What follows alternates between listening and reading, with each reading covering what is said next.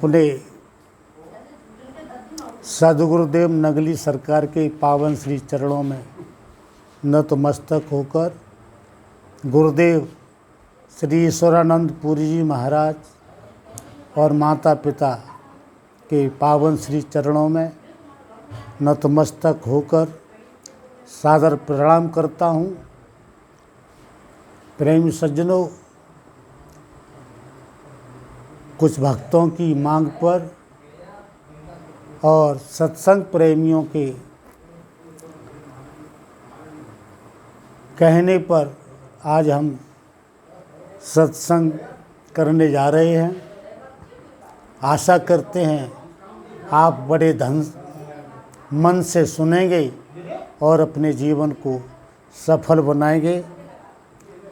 बिना यस्य ध्यानम ब्रजत पश्ताम सूकर मुखम, बिना यस्य ज्ञानम जनभूत भयम याह जनता, बिना यस्य स्मृत्या किरम सत्य जनयात सबु, शरण्यो लोकेशु मम भवंत कृष्णोच्च विषय। चार पंक्तियाँ श्रद्धेय माँ सरस्वती के पावन श्री चरणों में। मस्तक पर मुकुट और पुस्तक लिए हाथों में, जिनकी सदा शुभ हंस की सवारी है।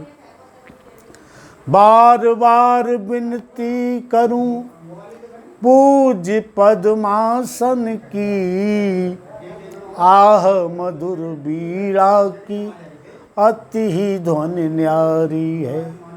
जिनकी समता का न कोई सत्तु भूतल पर, देवलोक आज भी चरणों का पुजारी है। दोनों कर जोड़ कर विनती करूं बार बार, जगत जननी माता श्री सरस्वती हमारी है। बारिज में बार में वसुंधरा धराधर में, वेदों बीच ब्रह्म का बखान किया तूने ही।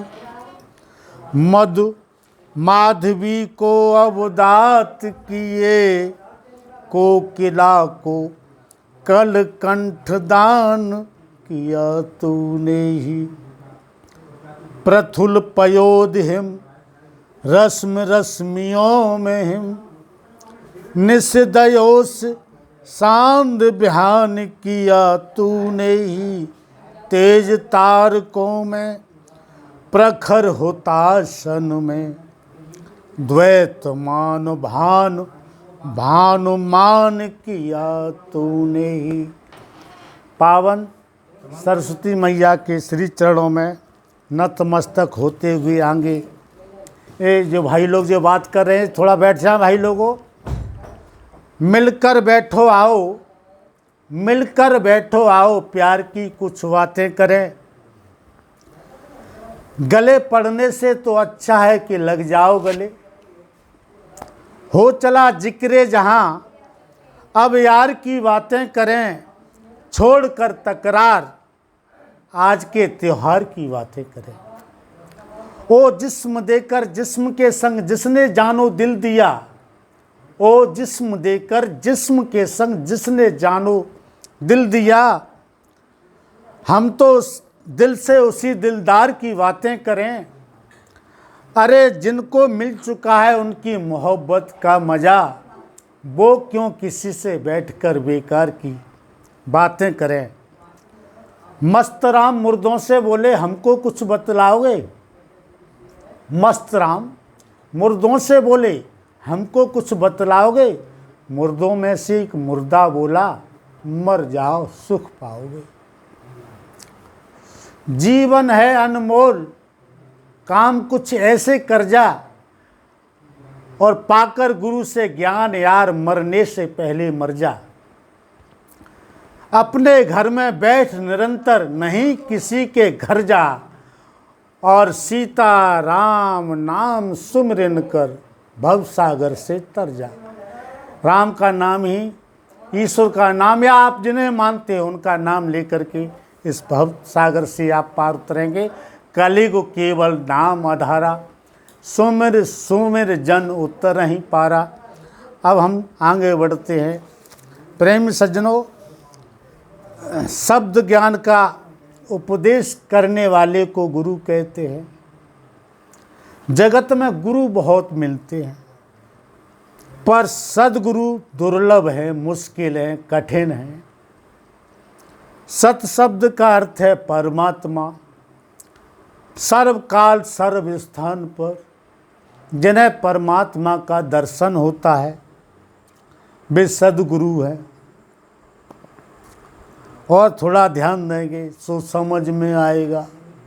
सच्चा उपदेश देत, भली भली मत देत, समता सम बुद्धि देत, कुमति को हरत है। मार्ग को दिखाए देत, भाव देत भक्ति देत, प्रेम की प्राप्ति देत, अज्ञान को हरत है। ज्ञान देत ध्यान देत, आत्मा को विचार देत, और ब्रह्म को बताए देत, ब्रह्ममय करत हैं। ऐसे होते हैं सद्गुरु। थोड़े शांत मन से विचार करेंगे, थोड़ा शांत मन से सोचने पर समझ में आएगा कि आत्मा का जन्म नहीं होता है। आत्मा का जन्म नहीं होता है, आत्मा का मरण भी नहीं होता है। आत्मा अमर है, अजर है, अविनाशी है। जन्म शरीर का होता है और मृत्यु भी शरीर की ही होती है। जन्म और मरण आत्मा का धर्म नहीं है। जन्म और मरण तो केवल और केवल शरीर का धर्म है। शरीर का अर्थ भी, शरीर क्षण क्षण मरता है। शरीर का अर्थ भी वही है जिसका क्षय हुआ है। शीर्यते इत शरीर, शरीर का क्षण क्षण नाश होता है। शरीर के परमाणु परिवर्तित होते रहते हैं। जिसकी वृद्धि होती है उसका क्षय होता है, जिसका विकास होता है प्रेमी सज्जनों, जिसका विकास होता है उसका विनाश होता है। इस शरीर का विकास विनाश के लिए ही हुआ है। इस क्षणभंगुर शरीर के लिए पाप क्यों करना चाहिए? किए गए पाप की सज़ा, शांति से बैठ जाएं, किए गए पाप की सज़ा। आप लोग बैठ जाएं।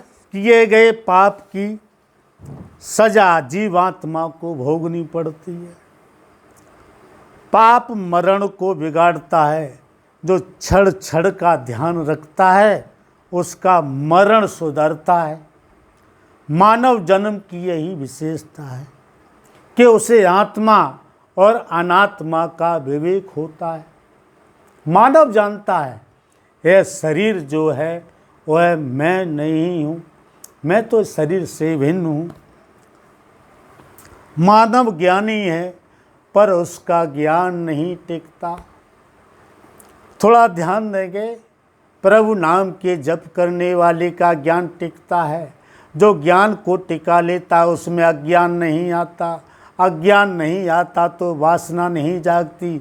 वासना नहीं जागती तो पाप नहीं होता। पाप का मूल है वासना और वासना का मूल है अज्ञान।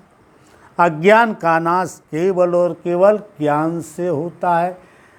और जो प्रभु को नाम का स्मरण करता है, जप करता है, उसका ज्ञान टिकता है। थोड़ा आगे बढ़ते हैं। जो प्रत्येक क्षण का ध्यान रखता है उसका मरण सुधरता है। कई लोग ऐसा सोचते हैं कि खाओ पियो मौज करो, अंतकाल के समय राम नाम कहेंगे, विमान आएगा उसमें बैठकर मस्ती से जाएंगे। प्रेमी सज्जनों, पर ऐसा नहीं होता है। अंतकाल में परमात्मा का स्मरण सरल नहीं है, बहुत ही दुर्लभ है, कठिन है। लिखा है विद्वानों ने, जाकर नाम मरत मुख आवा, अधमऊ मुक्त होय श्रुति गावा। ऐसा श्रुति पुराण में वर्णन किया गया है। जाकर नाम मरत मुख आवा, अधमऊ मुक्त होय श्रुति गावा, ऐसा वर्णन किया गया है। और विद्वानों ने यह भी लिखा है, कोटि कोटि मुनि यतन कराई, अंतराम कहूँ आवत नहीं। ऐसा थोड़ी होता है खूब मौज मस्ती करो, भगवान का नाम लेंगे और विमान आ जाएगा, ऐसा नहीं होता है। थोड़ा और ध्यान देंगे। अंत काले चमावे स्मरण मुक्तवा कलिवरम, यह प्रयात त्यजन देहम संयाति परमागतम। अंतकाल का अर्थ संतों ने ऐसा किया है कि प्रत्येक क्षण का अंतकाल, अंतकाल अर्थात मृत्यु का काल ऐसा नहीं है, किंतु प्रत्येक क्षण को सुधारिए, प्रत्येक क्षण में भक्ति करने की आदत डालिए।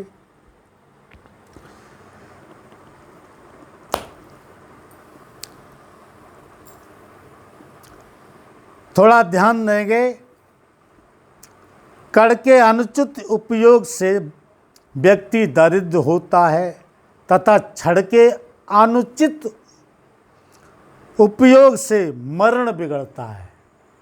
कड़ और छड़ दो शब्द मैंने बताए। कड़ के अनुचित उपयोग से व्यक्ति दरिद्र होता है, निर्धन होता है, गरीब होता है, और छड़ के अनुचित उपयोग से मरण बिगड़ता है। एक कड़ से अनेक चींटियों का पोषण होता है और अनेक जीवों की तृप्ति होती है। हमने अपने काफ़ी अधिवक्ता साथियों को देखा है। हमारे श्रीमान कायम सिंह जी सिकरवर साहब हैं, वकील साहब, हर शाम पक्षियों के लिए कचहरी में दाना डालते हैं, बड़ा अच्छा लगता है। जीवों की तृप्ति होती है, एक कड़ से अनेक जीवों की तृप्ति होती है। घर में एक कड़ का भी अनुचित उपयोग नहीं होना चाहिए, एक छड़ भी बिगड़ना नहीं चाहिए। कड़ और छड़ का ध्यान रखने वाले के जन्म मरण सुधरते हैं, मंगलमय होते हैं। इसलिए विद्वानों ने ऐसा कहा है, संतों का छड़ और अन्न का कड़ कभी बर्बाद नहीं करना चाहिए। काल जीव को सावधान करके ही पकड़ने आता है। कई लोग काल को बहुत क्रूर मानते हैं, बहुत ही दुष्ट मानते हैं। काल परमात्मा का भ्रात है। भ्रात जानते हैं भक्त लोगों? भ्रात माने सेवक। काल परमात्मा का सेवक है। अब जो परमात्मा का सेवक है वो क्रूर कैसे हो सकता है? काल भी परमात्मा के समान कोमल है। अचानक मरण किसी का भी नहीं होता। काल पत्र लिखकर ही आता है, अब मेरा समय आ गया है, मैं आ रहा हूँ। काल सबको ऐसी सम्मन देता है, सूचना देता है, खबर देता है, नोटिस देता है, लेकिन ये मानव है, हम हैं कि लौकिक सुख में इतना भूले हुए हैं, हम उस पत्र को देखते तक नहीं, पढ़ते तक नहीं। माया छाया के समान है। छाया झूठी है। छाया किसी के हाथ नहीं आती। छाया को कोई नहीं पकड़ सकता। छाया को कोई नहीं पकड़ सका है, लेकिन छाया दिख पड़ती है, दिखाई देती है। मानव जब दीपक के समक्ष रहता है तब छाया नहीं दिखाई देती। दीपक से विमुख होने पर छाया सामने आकर खड़ी हो जाती है। उसी तरह जीव जब तक परमात्मा के सम्मुख रहता है, परमात्मा की शरण में रहता है, ईश्वर के सानिध्य में रहता है, तब तक उसे माया नहीं दिखाई पड़ती। जीव परमात्मा से विमुख होता है, माया आकर आगे खड़ी हो जाती है। इसी प्रकार परमात्मा का विस्मरण ही माया है और परमात्मा का निरंतर स्मरण ही ज्ञान है। कहें हनुमंत विपत प्रभु सोई, जब तब सुमिरन भजन न होई। और लिखा है विपदौ नैव विपद है, संपदौ नैव संपद है।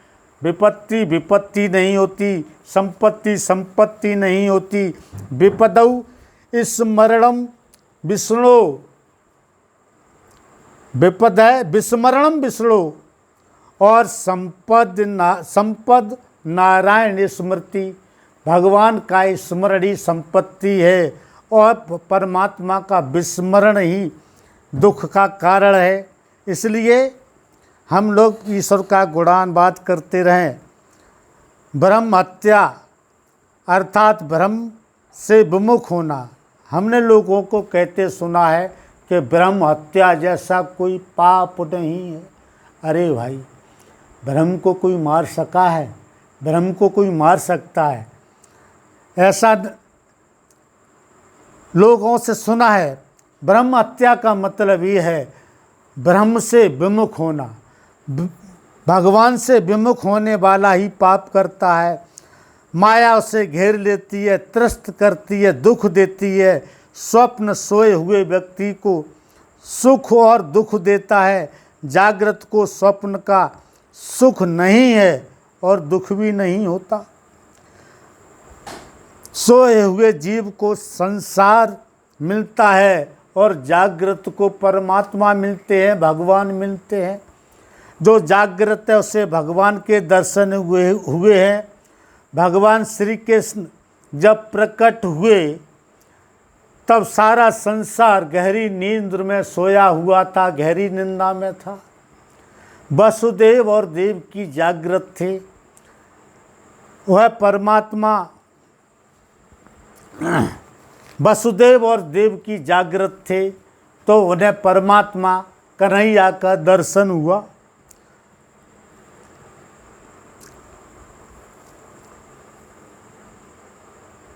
जीव जब तक परमात्मा के सम्मुख रहता है तब तक उसे किसी प्रकार का कोई कष्ट नहीं होता, माया नहीं उसे त्रस्त करती।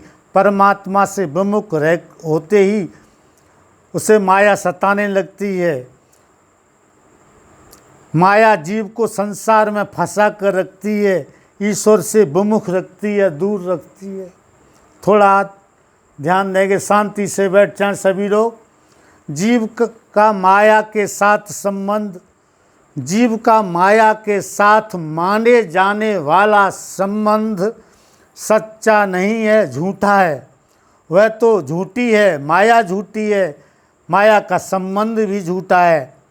माया का आद नहीं है, अंत आता है। माया अनाद किंतु सा अंत है, लेकिन परमात्मा अनाद अनंत है। अज्ञान का प्रारंभ कब हुआ यह किसी को नहीं मालूम। अज्ञान अनाद है, लेकिन अज्ञान का अंत आता है। हम यही कहना चाहते हैं, ईश्वर ज्ञान का तथा माया अज्ञान का प्रतीक है। माया का अंत आता है जीव का ईश्वर के सम्मुख। जीव जब तक ईश्वर के सन्मुख रहता है तब तक उसे माया नहीं कष्ट देती, नहीं सताती। आज इतना ही। आपकी जय जयकार हो, आपका जीवन सुखद हो, मंगलमय हो। बोलिए सद्गुरुदेव भगवान की धन्यवाद।